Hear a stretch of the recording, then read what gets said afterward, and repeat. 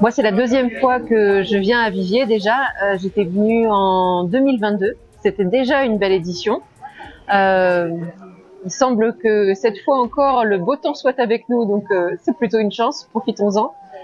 Oui, le public a l'air d'être au rendez-vous, donc c'est vraiment un plaisir d'être à nouveau invité cette année. C'est vrai que le festival de BD de Viviers, c'est d'abord un festival de bande dessinée, mais il y a beaucoup de choses qui sont proposées autour. Là, à côté, il y a l'exposition Magic Charlie, donc autour d'un roman. Il y a aussi l'exposition des planches originales qui sont absolument magnifiques du président du festival. Il va y avoir des concerts dessinés, une lecture musicale avec une harpiste. C'est une très grande chance de pouvoir organiser ça ici. En plus, la salle italienne dans laquelle ça aura lieu est absolument magnifique. J'avoue que c'est pas si souvent qu'on a l'occasion de faire ce genre d'événement dans une salle aussi magnifique.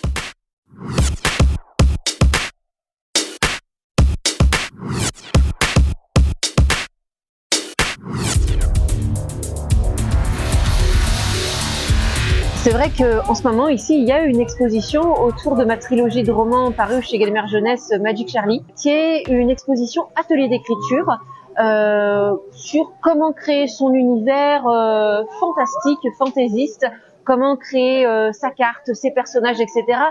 Moi, je pense que de toute façon, qu'on écrive de la BD ou du roman, quelque part, la question, c'est la narration, c'est comment créer des histoires et finalement, cette exposition, elle rejoint tout ça, elle s'inscrit dans tout ça.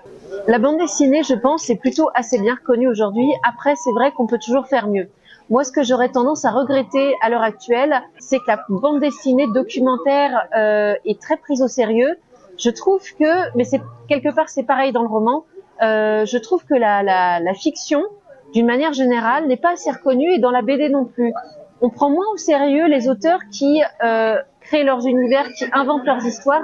C'est quelque part un petit peu dommage parce que on est l'espèce fabulatrice et c'est comme ça en fait que finalement on s'identifie en tant qu'être humain. C'est parce qu'on est capable de créer des histoires. Donc je pense que la fiction devrait encore être encouragée et encore davantage être reconnue, y compris dans la BD.